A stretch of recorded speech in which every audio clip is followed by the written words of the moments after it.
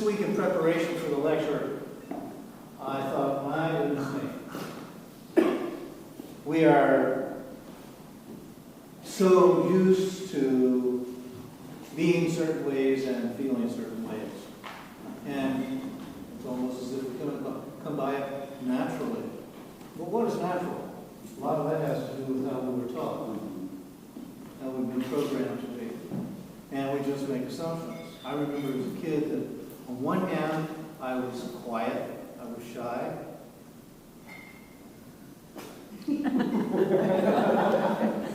And on the other hand, I was ridiculous. I couldn't shut up. But I received great programming. I did. I received programming on shut up. To such an extent that it embarrassed me to be reprimanded. So I began to shut down. And talking about expression, you see, expression comes as a result of a certain stimulus.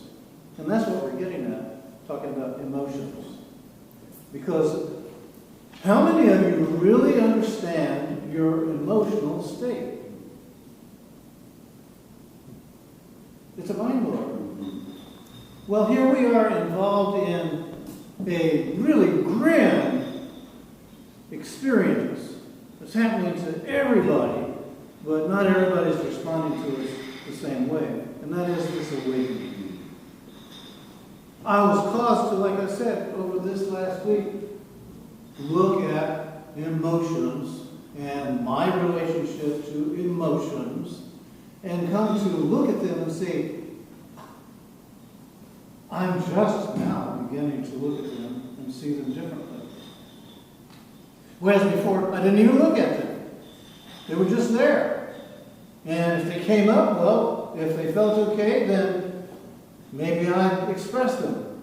Maybe I would. Maybe I wouldn't. But if I didn't, I just shut down.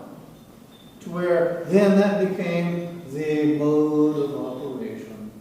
Right? Emotions. They're like an energy. They have a power. They have a flow. They have a current. They resemble so many different things in the natural world. But we often don't look at them and see, yes, life is always showing us that there are similarities in the way things happen, the way things are, and how we feel. I never was a surfer, but I've always liked the water. As a matter of fact, I never was able to get up on skis. My bottom just kind of bumped along the water. So when it came to actually trying out a surfboard, I thought, hey, that's great, I can sit on it.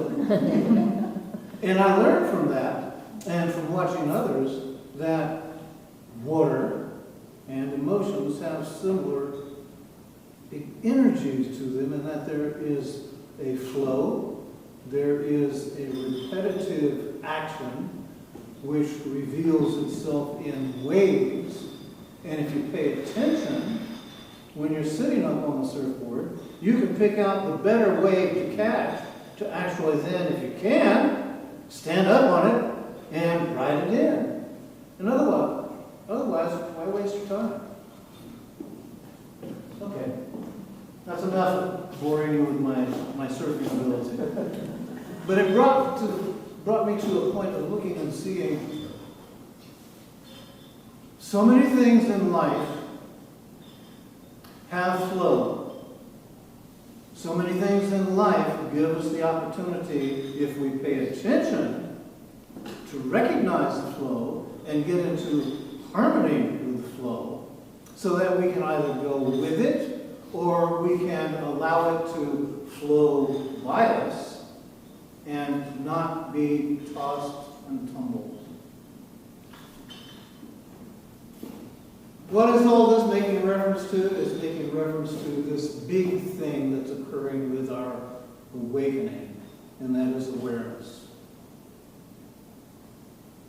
Without awareness, we are unconsciously subject to almost any and everything that we are especially programmed to react to. Where we even come to the conclusion, I can't help it.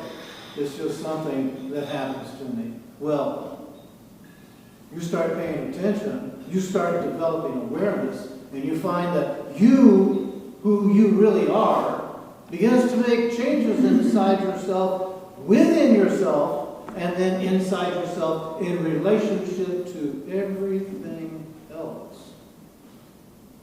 So that you find emotions. On one hand, you can see the patterned behavior that you've developed, that you come to believe you are, and that you will just act certain ways when you feel certain feelings. To awakening recognition that is caused by awareness, to see, this is something that is happening, but I have the opportunity here to choose if I will respond or if I will react. And to also be awakeningly present enough to make a choice of how I will respond or how I will react. How about anger? Isn't that a fun one? Don't we all just love anger, especially when it's aimed at us? Now, when it's aimed through us, we say, I couldn't help it. This wave of anger just swept over me. I couldn't help myself. The smoking gun, I don't know how I got there. Notice how it is that we do. We make all these excuses for going unconscious when it is a matter of choice. And you see, that's where awareness is coming to the surface in our lives right now when we choose to awaken. Because awareness offers us something that before we did not even realize we had, and that is choice. We can and do choose whether it is unconscious or conscious. And if we move away from being unconscious, we come to a place of consciously being able to move with emotion and have emotion be something that we ride the wave or we let the wave pass us by. Now, I was mentioning anger. How do you do with anger? You see, you can make an unhealthy choice, and that is probably going unconscious. Or you can make a more healthy choice, and that is, if you're feeling angry, let's say you're driving along the freeway, you know how fun that is. Where everybody is so courteous, mindful, and present. And of course, you're minding your own business and being a good citizen, and somebody cuts you off, and it triggers some reaction in you. If you are paying attention, if you're choosing to be conscious, in your awareness you can make a choice right there of letting it go or running them off the road. Well, we have choices. I know none of you ever have those thoughts pass through your mind. I'm just really using my own imagination here to conjure up considerations as possibilities. So you see what I'm saying is that as we become more aware and more consciously aware, we then present ourselves with the opportunity of choice. You can roll the windows up, you can scream. You can, even as another possibility, if you are paying attention and learning other ways of doing it, you can breathe. You can breathe.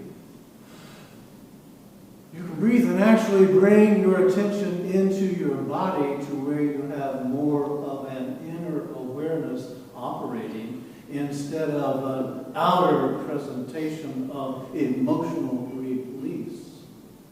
And you know, while I use anger, that's only one example. Think of good emotions that you have also that I think many times we are inclined to shut down on because we don't feel comfortable expressing even positive emotions.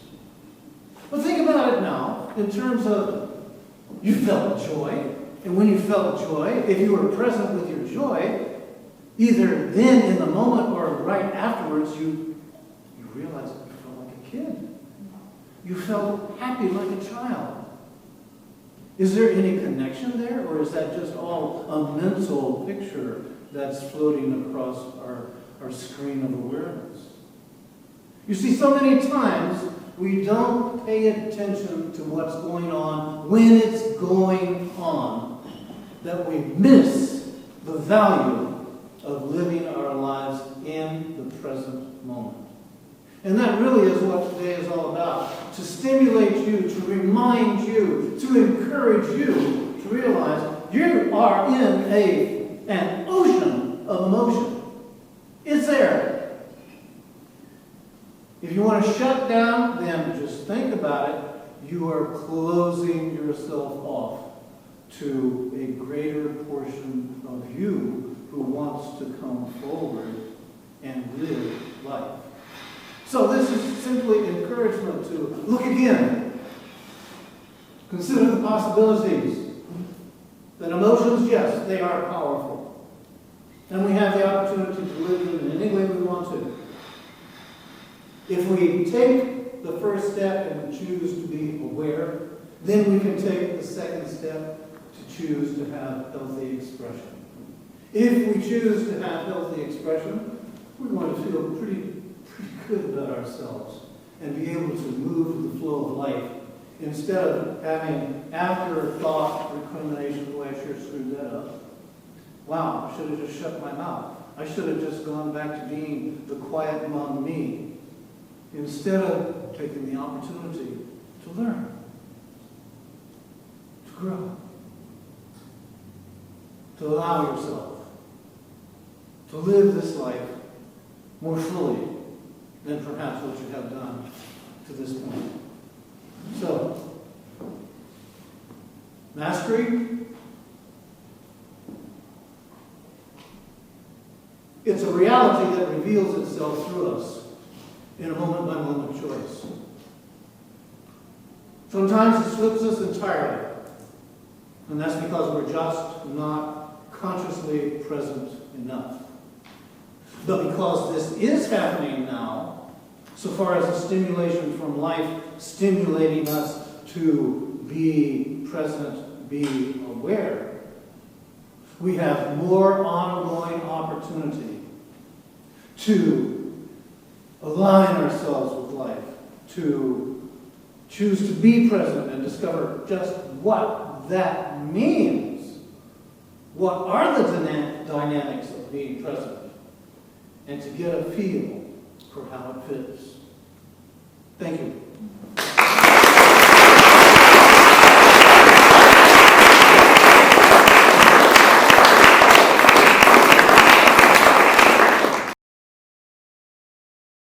For more information about the Metaphysical Church of Enlightenment or the Rodin Foundation, please go to our website at www.rodin.org. If you have been inspired by the revelations shared in these podcasts, please donate to the Rodin Foundation's ongoing efforts to help others help themselves at www.rodin.org/donate.